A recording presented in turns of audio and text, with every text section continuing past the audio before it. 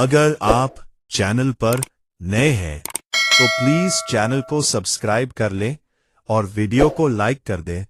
अब कहानी शुरू करते हैं। चेतन, तुम्हें क्या जरूरत आ रही थी दादी के घर से पुराना पलंग मंगवाने की? तुम्हें पता है ना तेरी दादी को कितना पसंद था। इसी पलंग पर दादी ने मरते वक्त कहा था, मेरी चीजों को किसी को दान कर देना या फिर इसी कमरे में रहने देना। लेकिन तुम ये पलंग यहां ले आए। शालिनी ने अपने बेटे से कहा, अरे मां, इस पर पुराने जमाने की जो नक्काशी है, लकड़ी को काटकर जो डिजाइन बनाई है, मुझे वो बहुत ज्यादा अच्छी लगी तो ले आया। कौन सा दादी जिंदा है जो उन्हें कुछ पता लगेगा? शालिनी ने कुछ नहीं कहा, पर दादी के मरते ही वो दादी की चीजों पर कब्जा जमाने लगा था। उस रात को चेतन दादी के पलंग पर सो गया। रात में अचानक उसकी नींद खुली तो उसे लगा उसका सिर तकिए पर नहीं, दादी की गोद में था। दादी ने उसकी गर्दन पकड़ी और कहा, मैं जिंदा रही तब तक तू मेरे पास ना आया और अब मेरा पलंग ले आया। तुझसे मना किया था ना, मेरी चीजों से दूर रहना। अब तू भी चल मेरे साथ। चेतन कुछ समझ पाता इससे पहले ही एक चीख कमरे में गूंजी और फिर शांति हो गई। अभिजीत आज बहुत खुश था। आज वो पिता बन गया था। उसकी पत्नी ने आज एक नन्ही सी परी को जन्म दिया था। अभिजीत ने उसे गोद में लिया और कहा, मेरी प्यारी परी, इसका नाम तो आरुषि रखूंगा। आरुषि अभिजीत की बेस्ट फ्रेंड थी, जो उसे प्यार से छोटी मैया कहा करती थी, क्योंकि अभिजीत उसकी मां की तरह उसकी चिंता करता था। आरुषि की मम्मी और अभिजीत दोनों ही आरुषि को छोटी छोटी बात पर टोकते थे। दोनों ही उसे समझाते थे, डांटते थे, लेकिन अभिजीत को उसके मुंह से छोटी मैया सुनना कतई पसंद ना था। इसलिए वो भी उसे गुस्से में अभिजीत से हमेशा कहा करती थी कि मरने के बाद भी तुम्हारा पीछा नहीं छोड़ूंगी। पर एक कार एक्सीडेंट में 9 महीने पहले वो चल बसी। अभिजीत ने अपनी प्यारी बेटी को गोद में लेकर कहा, मेरी प्यारी आरुषि। उसकी बेटी ने हंसते हुए कहा, हां, मेरी छोटी मैया। अभिजीत के चेहरे का रंग पीला पड़ गया। रात का समय था।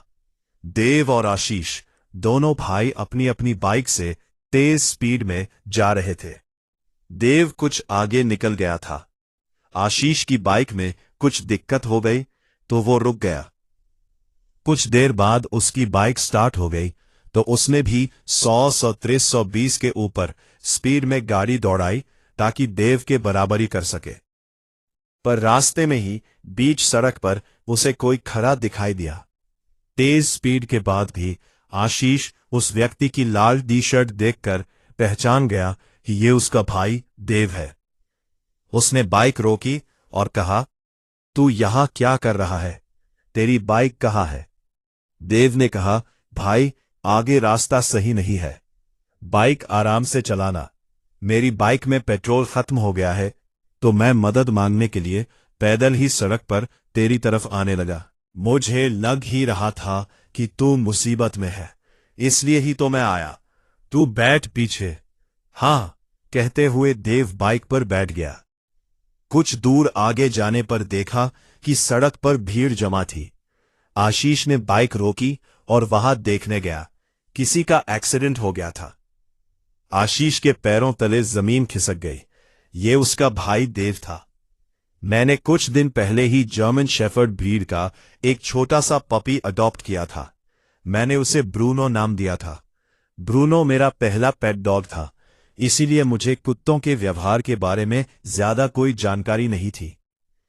मुझे हमेशा मेरा छोटा सा पपी मेरे चेहरे को घूरता हुआ नजर आता था। मैंने अपने कुछ कलीग से भी इस बारे में डिस्कस किया, मगर उन्हें भी बस यही लगा कि मेरे पपी को मुझे देखते रहने की आदत है। कुछ समय बीत गया, लेकिन मेरे पपी का यह व्यवहार नहीं बदला। मैं भी इस बात को नजरअंदाज नहीं कर पा रहा था, क्योंकि देखा कि ब्रूनो के गले में बंधे पट्टे पर ब्रूनो की जगह जीनी लिखा हुआ है।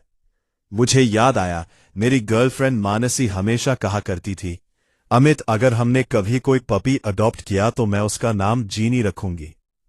अब मुझे समझ आ रहा था कि ब्रूनो मुझे नहीं बल्कि मेरे पीछे की ओर देखा करता था।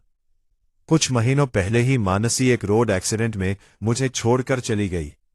एक्सीडेंट के बाद जब मानसी हॉस्पिटलाइज्ड थी और उसे ऐसी हालत में देखकर मैं रोने लगा था, तब मानसी ने दर्द में भी मुस्कुराते हुए मुझसे कहा था, कोमल हाथों से सहलाए जाने का एहसास हुआ। मेरा पूरा कमरा मानसी के पसंदीदा परफ्यूम की खुशबू से महक उठा था। आज सुबह से मयंक का पता नहीं लग रहा था। 6 वर्षीय मयंक अरुणा और दिवेश की इकलौती संतान था। साथ ही अपने ताऊ ताई जी का भी लाडला था। दिवेश के बड़े भाई साहब रिद्धेश और भाभी कीर्ति पिछले 15 सालों से निसंतान थे। मयंक उनका भी लाडला था। चारों ने गांव वालों के साथ मिलकर गांव का कोना कोना छान मारा था, लेकिन समझ नहीं आ रहा था कि मयंक को जमीन निगल गई या आसमान खा गया। सुबह से शाम हो गई थी। हर कोई मयंक तुम कहाँ हो, मयंक मयंक की आवाज लगाते पूरे गांव में उसे खोज रहे थे। रात के लगभग 10 बज चुके थे। सब थक हार कर दिवेश और रिद्धेश ने उसे आराम करने को कहा था। अरुणा को अभी तक कुछ होश नहीं था। रो रो कर उसका बुरा हाल था। उसे थोड़ा होश आता और वो मयंक, मेरे लाल तुम कहाँ हो, वापस आ जाओ मयंक मयंक कहते हुए वो रोती रहती थी। रात के लगभग 12 चुके थे। कीर्ति अपने कमरे में लेटे हुए थी। आज उसकी आत्मा में बड़ी ठंडक थी। इतने सालों से वो निसंतान थी, जिसका उसे कोई दुख नहीं था, लेकिन जब से अरुणा मां बनी थी, गांव में सभी उसको ताने देते रहते थे। उससे ये बिल्कुल बर्दाश्त नहीं होता था। इसलिए आज सुबह जब वो नहर की तरफ जा रही थी, 12 बजे के आसपास उसका गला सूखा, तो वो पानी पीने के लिए मटके की तरफ आंगन में आई। आंगन में उसने जो देखा, उसे देखकर उसके पैरों तले जमीन खिसक गई। अरुणा आंगन में बैठी बैठी रो रही थी। मयंक, मेरे मयंक, तुम कहाँ हो, लौट कर आ जाओ। तभी वो मयंक, जिसे वो नहर में खुद अपने हाथों से डुबोकर मार कर आई थी, उसके पास आया और बोला, ताई जी, मां को बताओ ना, मैं यही हूं, मम्मी मेरी बात क्यों नहीं सुन रही है। मयंक को देखकर डर से कांपते हुए कीर्ति उसी समय बेहोश होकर गिर गई।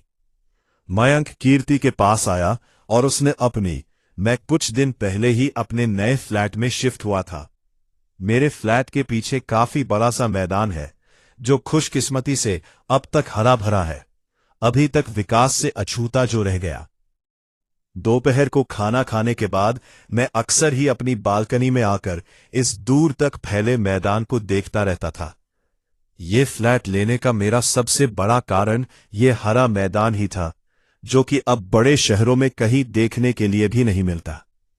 खैर, उस दोपहर भी मैं अपनी बालकनी में खड़ा हुआ था कि तभी मेरी नजर मेरे फ्लैट के एकदम पास ही लगे बरगद के पेड़ की ओर गई।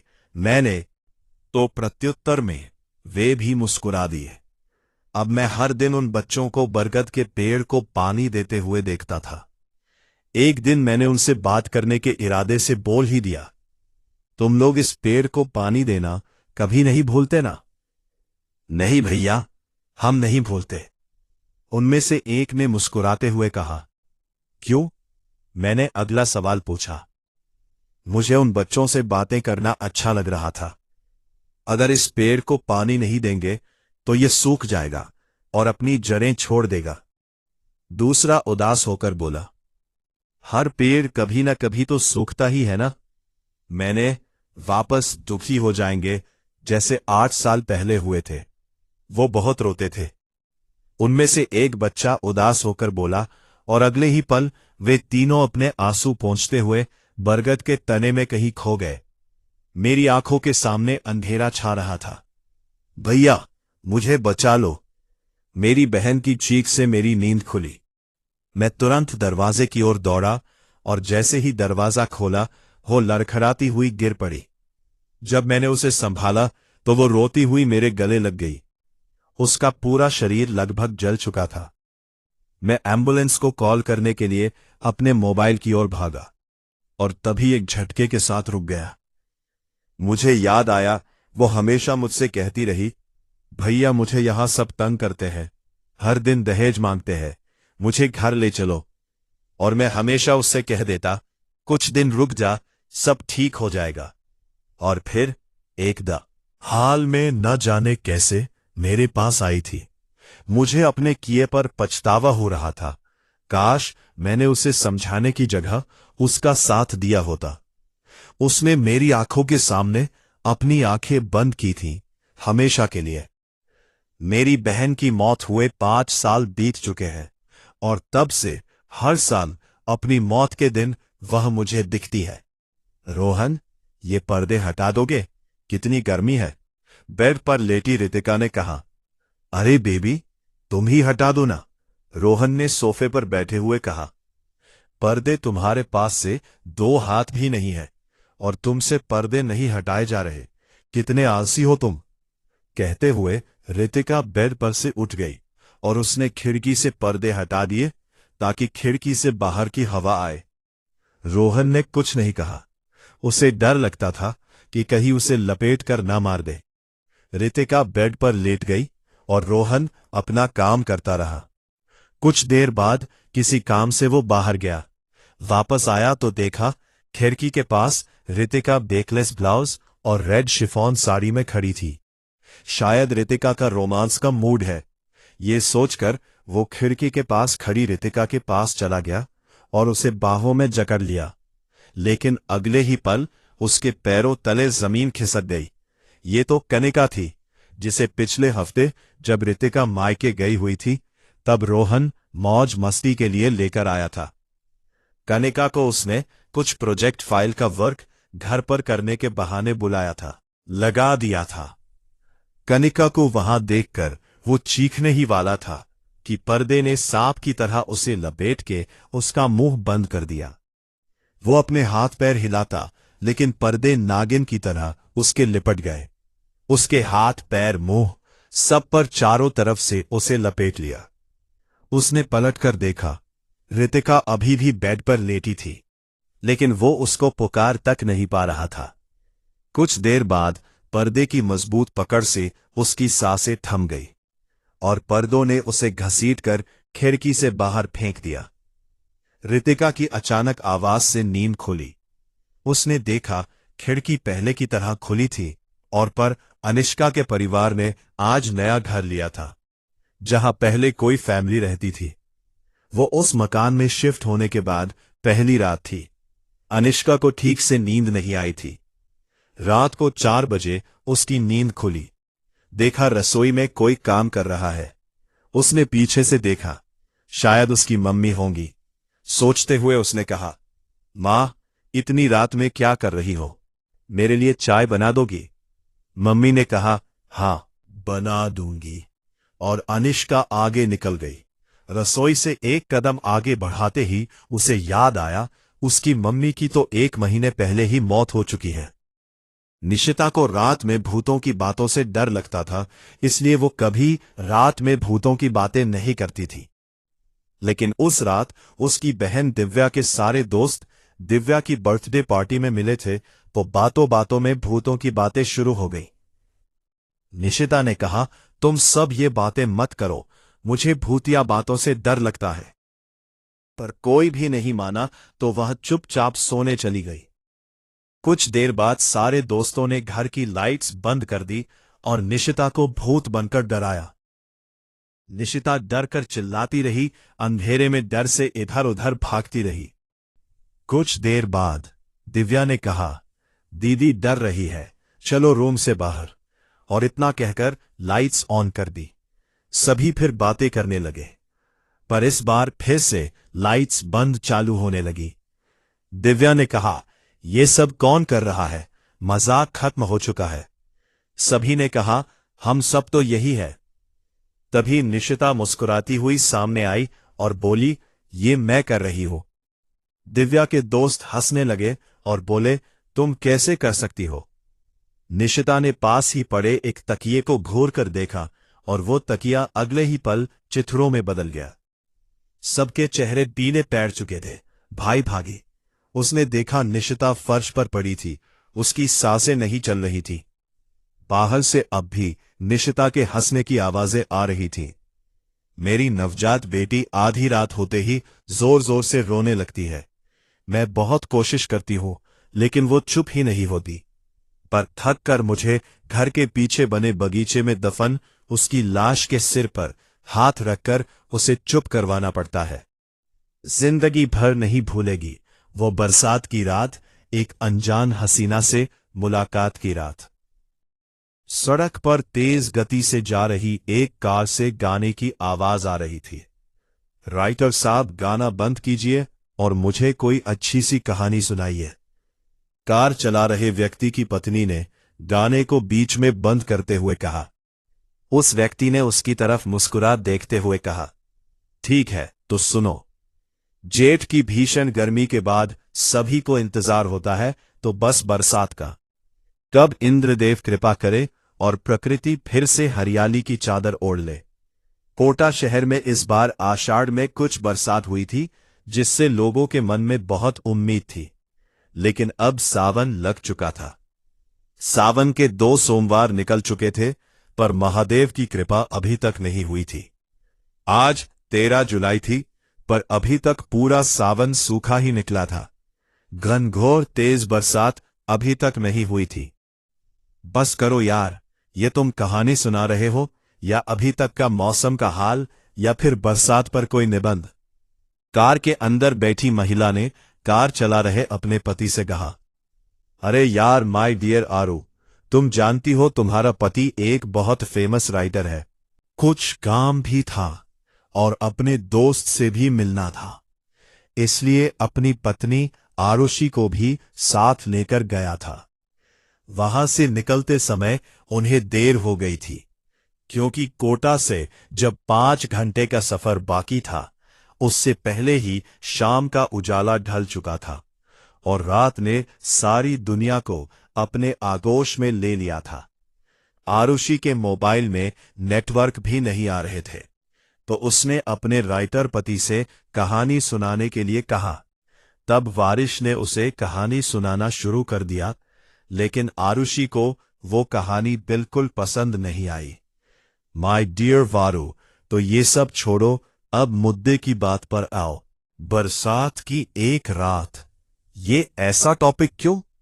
देखो अभी आसमान में बादल छा रहे हैं, शाम भी ढल चुकी है। ऐसा लग रहा है कुछ देर बाद बरसात भी शुरू हो जाएगी, तो वक्त और मौसम से मिलती हुई कहानी हो जाएगी ना?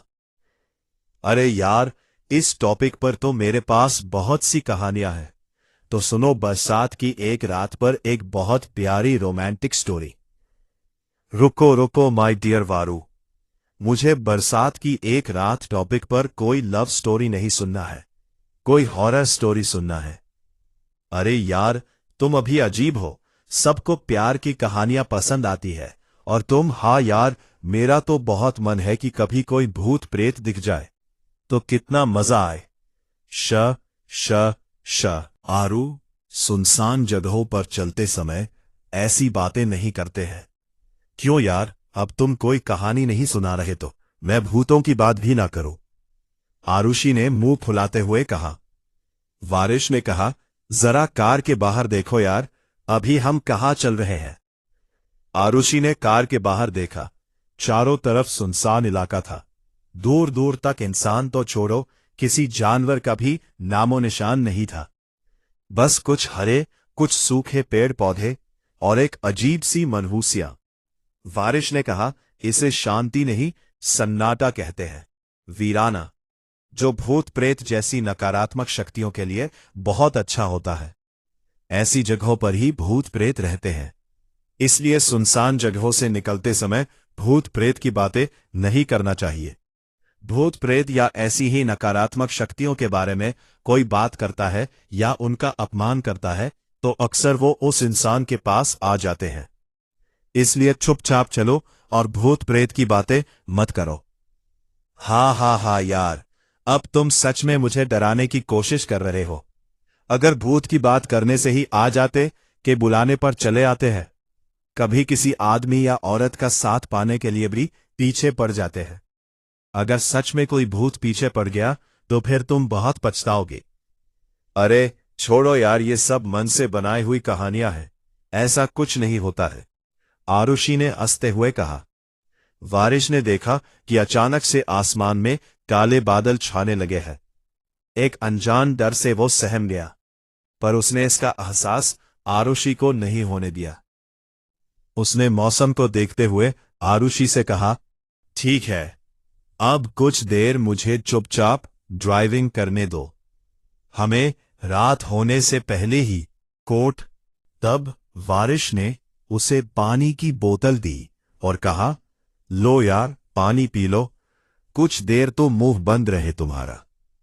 हाँ हाँ हाँ, मेरे पास उससे अच्छा उपाय है। मुझे भूख लगी है, मैं कुछ खा लेती हूं।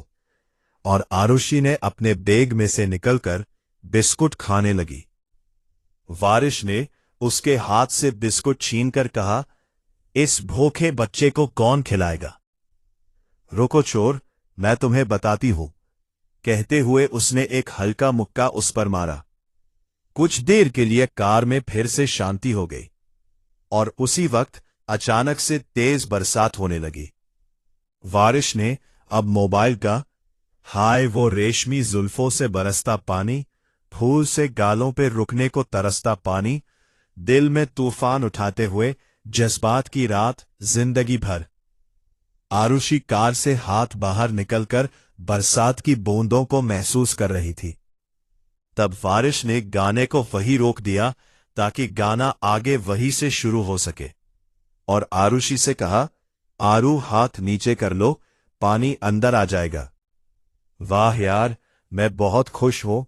क्या मजा आ रहा है, बरसात की रात और ये गाना साथ में तुम्हारा साथ।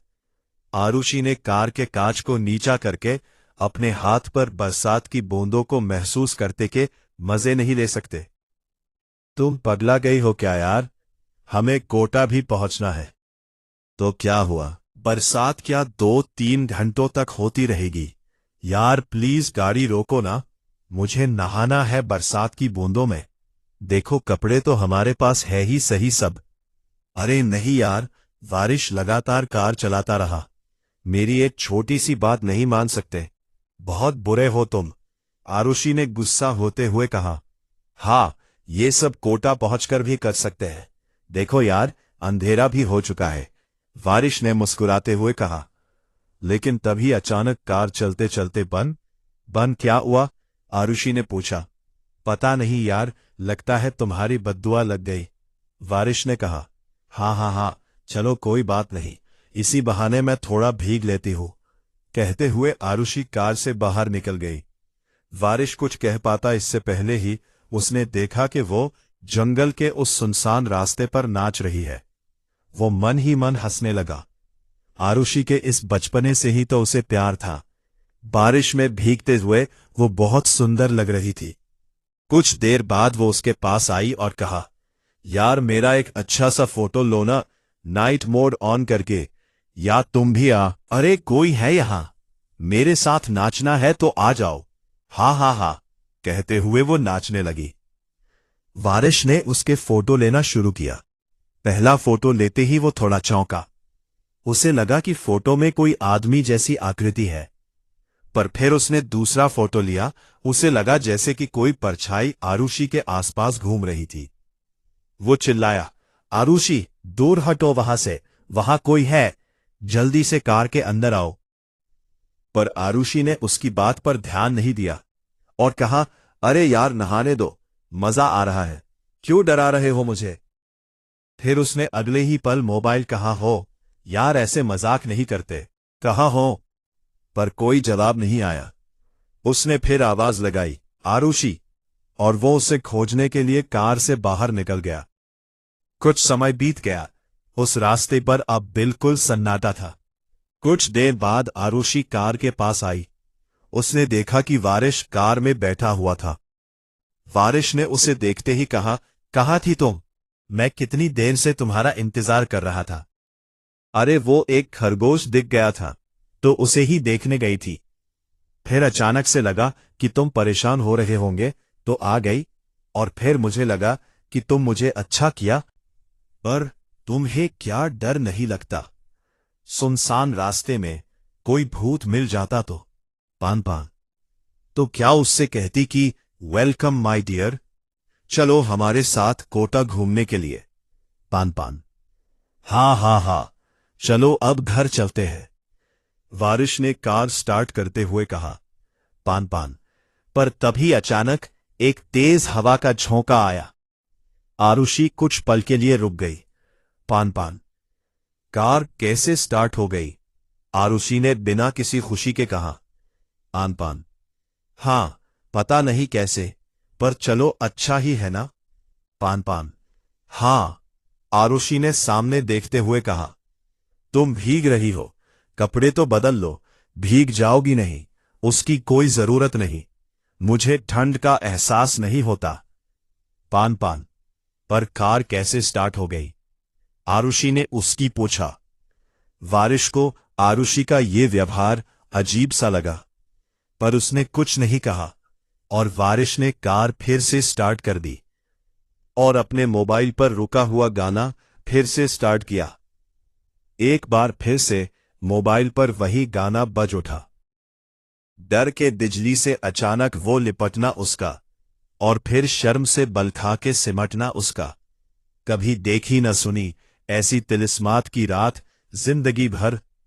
सुर्ख आंचल को दबाकर जो निकोड़ा उससे दिल पर, जलता हुआ एक तिरसा 14 भाई, एक तीर का छोड़ा उसने। मेरे नगमों में जो बसती है वो तस्वीर थी, वो नौजवानी के हसीन ख्वाब की ताबीर थी। वो आसमानों से उतर आई थी, जो रात की रात जिंदगी भर। गाना खत्म हो चुका था। कार में फिर से शांति थी। वारिश ने देखा कि आरुषि एकदम चुप है। उसे चुप देखकर वारिश ने कहा, क्या हुआ, तुम ठीक तो हो ना? जब से बरसात में नहाकर आई हो, एकदम चुप हो।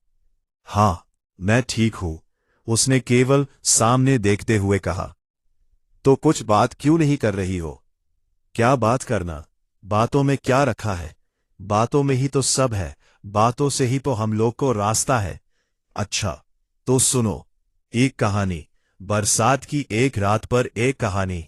वाह, सुनाओ, तुम्हें कहानियां भी आती है, वारिश ने कहा।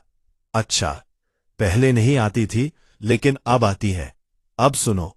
इस जंगल में बहुत साल पहले एक लड़की अपने गांव में जा रही थी।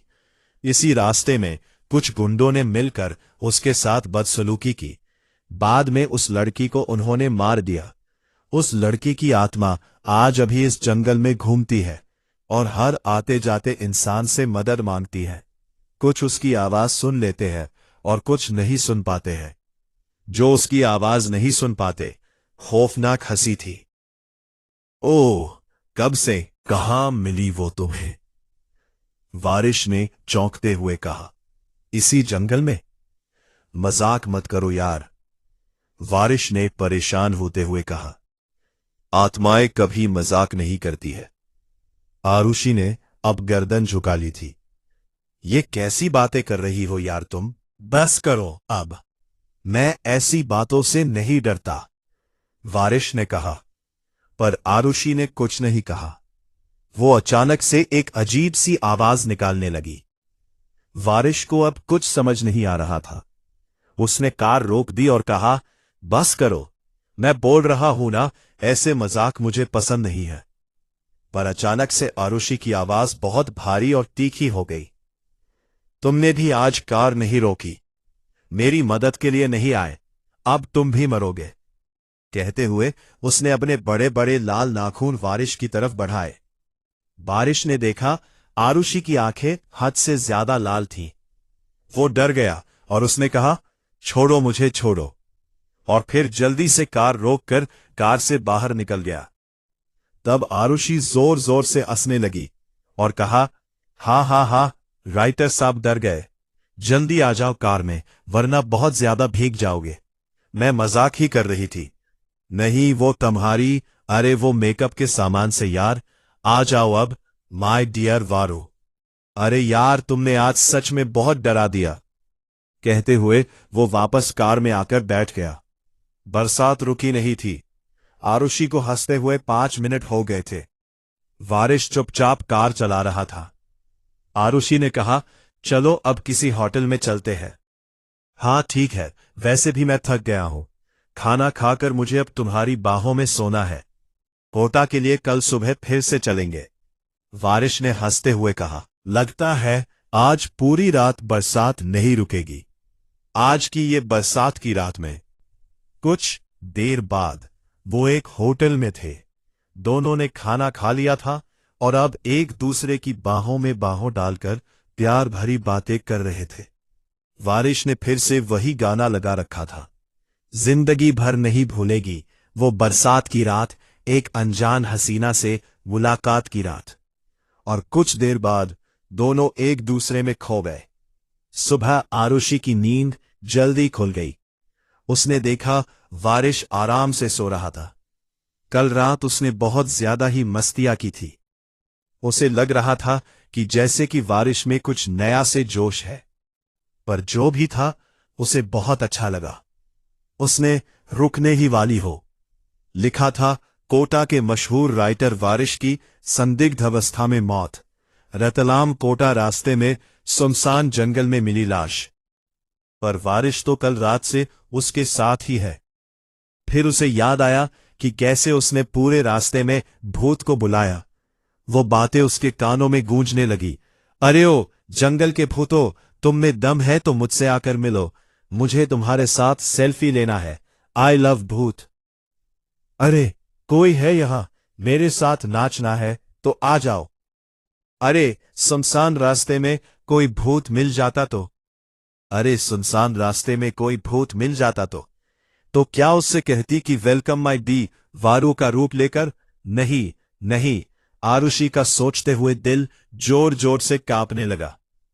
क्या जब वो खरगोश के पीछे पीछे कार से थोड़ी दूर चली गई थी, उसी दौरान वारिश।